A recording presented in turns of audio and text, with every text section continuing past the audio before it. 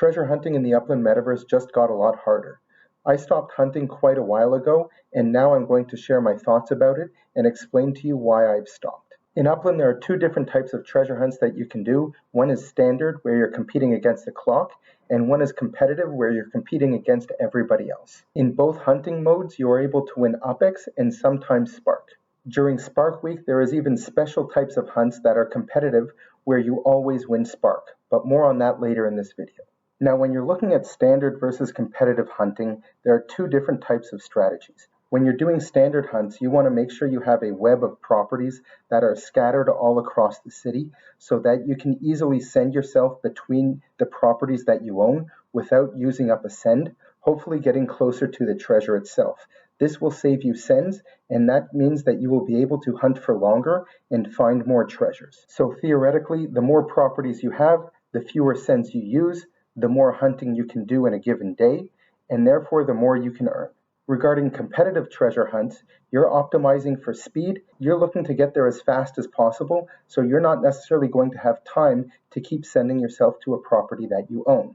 So owning lots of properties in a given city isn't necessarily an advantage to competitive treasure hunting. Now, many people who are good at competitive treasure hunts first start with standard treasure hunts to really practice their skills, which is essentially quick decision making on understanding the distances on a map, whether it be between properties that you own, between different meta-ventures that you might see, or other specific landmarks that you're familiar with in that map. Players who joined Upland early and began treasure hunting and owned their skills were able to create for themselves quite a big advantage. Since then, Upland has made a number of changes that I mentioned has made it a lot harder.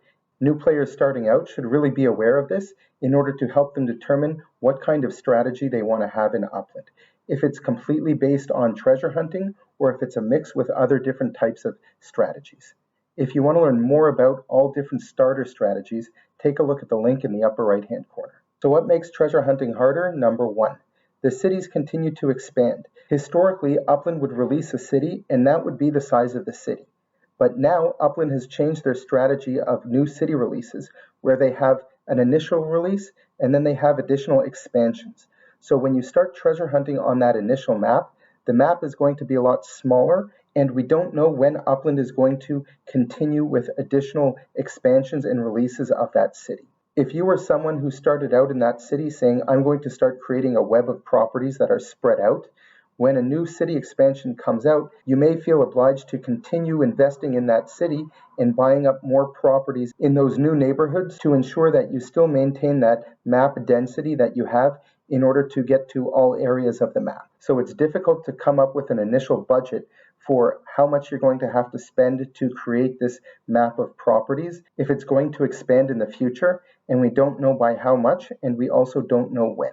Number two, Upland removed a number of hints that help people locate the treasure. This means it's more difficult to gauge where exactly the treasure is. You're going to have to use up more sends, whether it be to properties that you own or properties that you don't own, depending on the density of your treasure hunting web. And of course, this will translate into you spending more time hunting for your standard treasure hunts. That means you're going to find less treasures in the exact same amount of time that you would invest hunting on that day. Number three, if you have a treasure hunting web in a specific city and you are so familiar with that city and you're confident that you are able to win these competitive treasure hunts, Upland no longer has these competitive hunts in every city in any given time. When there were fewer cities in Upland, you could do competitive treasure hunting in every city, but now it changes on a weekly basis. So if you're dependent on these competitive treasure hunts to win big payouts, then this only comes around every once in a while, as they have rolling treasure hunting between different cities. Number four, treasure hunting fees have increased. Your first treasure hunt of the day is always free, but after that you have to pay a small fee in order to spawn a new standard treasure. So if you had a very dense treasure hunting web, you could theoretically find a treasure by sending yourself only to properties that you own. If that's the case, you would never use a send, and then you would be able to hunt 24 hours a day, 7 days a week.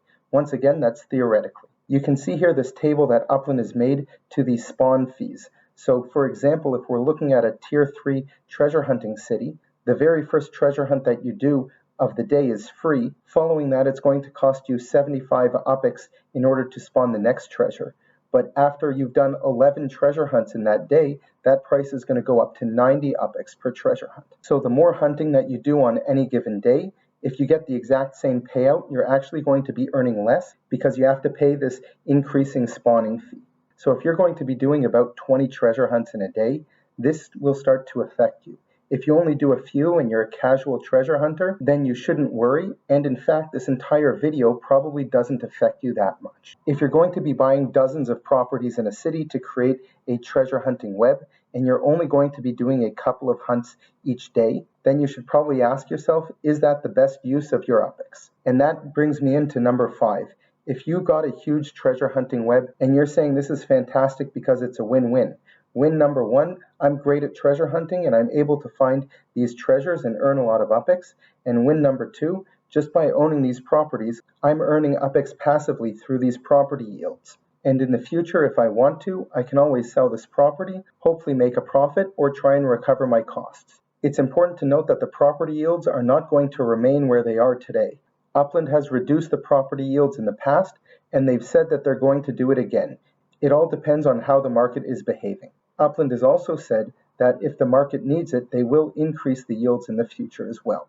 If and when the yields do decrease, are the properties that you own in random neighborhoods across the city going to hold the same value that they have today?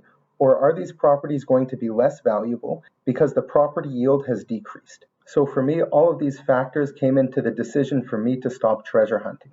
In fact, I stopped treasure hunting before a lot of these changes were implemented. I simply don't have enough time each day to practice treasure hunting to get good enough at it to compete and win some of these competitive treasure hunting, or just grind it out on a regular basis in order to find spark chests. During new city releases, I have a different strategy around minting, and I look to go for specific properties in specific neighborhoods, and that doesn't allow me to go around the entire city and picking up lots of small properties in different neighborhoods. Moreover, I'm also not really interested in buying properties on the secondary market just to fill up a treasure hunting web that I'm really not going to use very often. I know there's a lot of people that enjoy treasure hunting and are really good at it, and that's fantastic. There are tons of ways that you can play Upland, and treasure hunting is absolutely one of them. This is just my personal opinion around treasure hunting, and I'm just trying to share some of the things that you should be aware of before you really take a deep dive into treasure hunting. If you're absolutely serious about treasure hunting, you're definitely going to want to watch this 2-hour video by Russell Envy explaining everything you need to know in order to get started. And if you think 2 hours is too much to invest in watching this video to learn how to do it, then you probably aren't serious enough about treasure hunting to really start building your own web. If you've got other tips for new players about treasure hunting, leave them in the comments below.